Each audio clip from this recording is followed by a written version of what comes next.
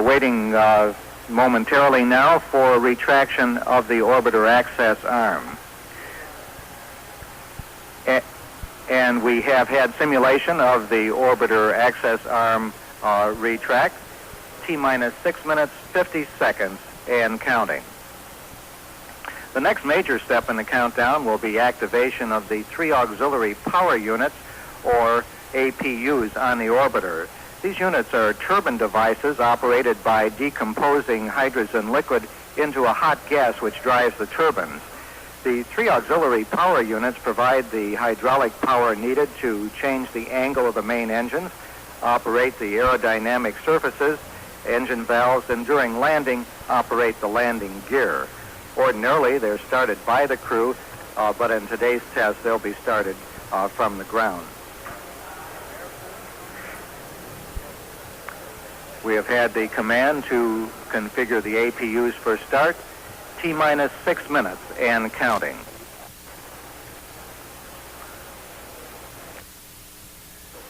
Just about 54 seconds away from the auxiliary power unit start. The auxiliary power units are considered to have a total of about 55 minutes of operating capability. They normally shut down shortly after Columbia goes into orbit and then restarted prior to re-entry. T-minus 5 minutes, 30 seconds, and counting.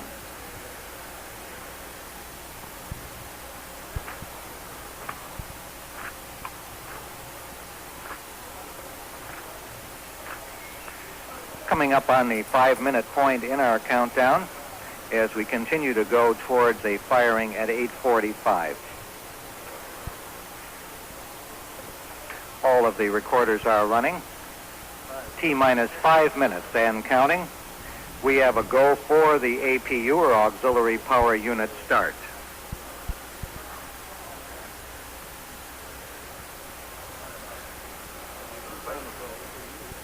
T-minus 4 minutes, 45 seconds and counting.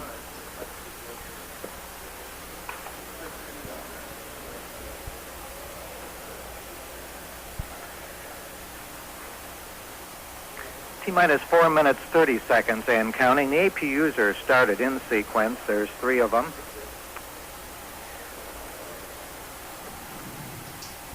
The orbiter has been placed on internal power. Power for many electronic devices is provided by the hydrogen-oxygen fuel cells located in the mid-body of the orbiter. During the launch phase of the mission, most of the electrical devices on board are in standby, and only about 1,000 to 1,500 watts of power are needed. That's less than the average refrigerator. The fuel cells are capable, though, of up to 12,000 watts for peak experiment needs. T-minus 3 minutes, 50 seconds, and counting. Everything continuing to go well as we count down towards the first flight readiness firing of the main engines attached to the orbiter and on the pad in preparation for a launch in early April. T-minus 3 minutes, 30 seconds and counting.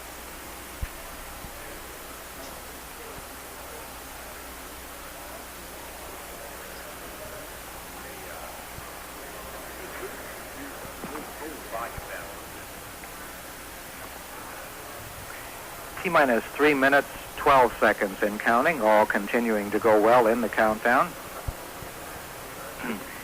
We are in the process now of gimbaling or moving the engines to the proper start position. T-minus 2 minutes, 55 seconds.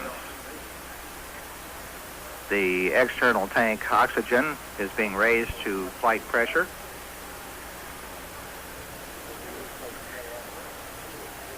T-minus 2 minutes, 40 seconds and counting.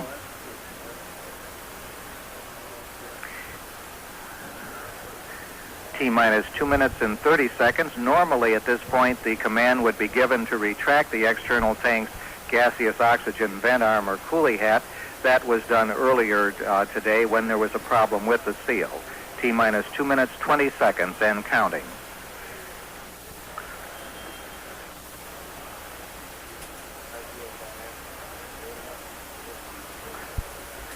At the 1 minute and 57 second point, the external tank's hydrogen tank will go to flight pressure. T-minus 2 minutes and counting.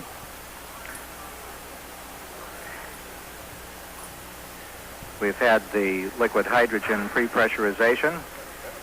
The final hold point is coming up at the T-minus 27 second mark in the count. Any hold called after the 2 minute point in the count will cause the count to be automatically recycled to the T-minus 9 minute point. The capability to hold for 5 minutes existed between the T-minus 9 minute point and the 2 minute and 35 second point. 1 minute, 25 seconds and counting. There's another 2 minute hold capability existing up until the T-minus 27 second point at this point. Coming up on the T-minus 1 minute point.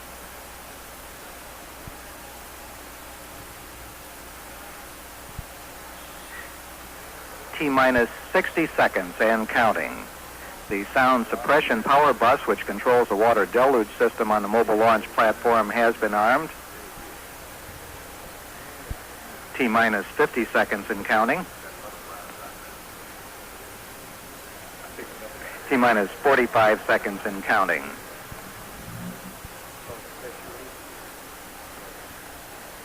T-minus 35 seconds. Count continuing to go towards the static firing. T-minus 30 seconds.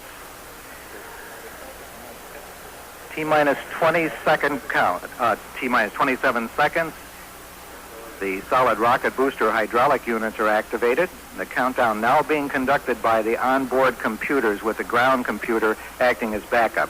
T-minus 15, 12, 11, 10, 9, 8, 7, 6, 5, 4. We have a go for main engine start. We have main engine start. All 3 engines are up and running. Beautiful engines going here. We have a gimbling of those engines. We gimbal them sequentially with 1, 2, and 3. And we have had shutdown. We have had shutdown of all 3 engines. A full 20 second burn, a full 20 second burn as expected. From our vantage point here in the Launch Control Center, it looked like we had a successful burn of all 3 engines. At that T-plus 60, T.64 second point, we had an automatic go for a solid rocket booster start, but of course we only had inert igniters in those engines for this morning's run.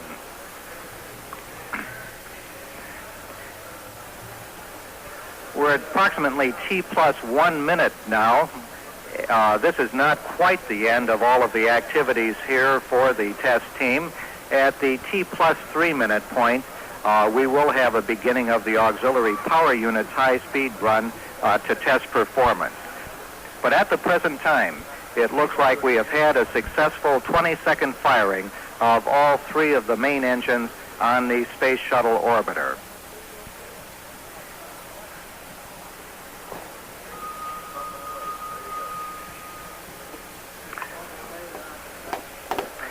At the present time, the launch crew is in the process of beginning its safing activities. They will be working up to having a few more experiments, such as the APU high-speed performance. But repeating once again, at the present time...